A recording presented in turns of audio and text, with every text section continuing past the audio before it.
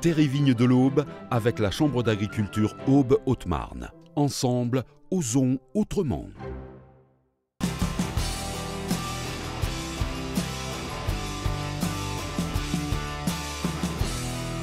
À l'occasion de son retour au Salon de l'Agriculture, selon son président, le département n'a pas l'intention de faire juste de la figuration. 150 000 € ont été investis dans un stand réutilisable pour montrer la diversité de l'agriculture auboise.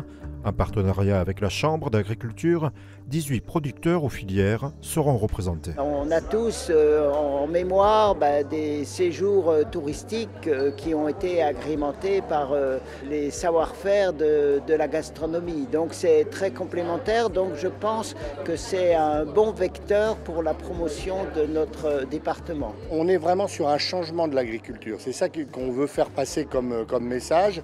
Avant, on était producteurs de grandes cultures, on était sur des schémas très établis. Aujourd'hui, il y a quasiment 250 producteurs qui font de la diversification dans le département. Les 600 000 visiteurs attendus pourront déguster ou mieux connaître les pépites de l'Aube.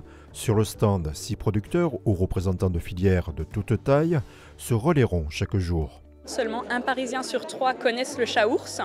Donc nous, on y va vraiment dans un but de promotion. Le 29 février, l'Aube prendra possession du stand Prestige Grand Est pour faire découvrir ses particularités grâce à des animations, notamment autour de la route du champagne en fête et des cidres et jus de pommes du pays d'Hôte. L'Aube, mine de rien, c'est quand même la 3e région productrice de cidre en France. On est vraiment sur des choses très intéressantes et des variétés très différentes.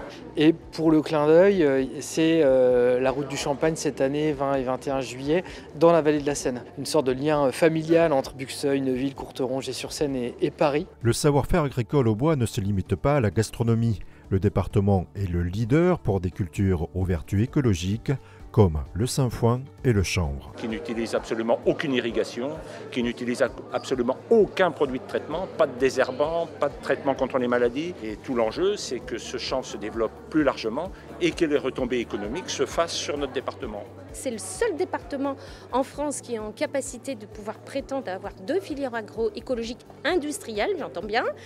Et donc c'est une véritable opportunité aussi de valoriser son agriculture, mais son agriculture en transition. La 60e édition du Salon international de l'agriculture se déroule du 23 février au 3 mars.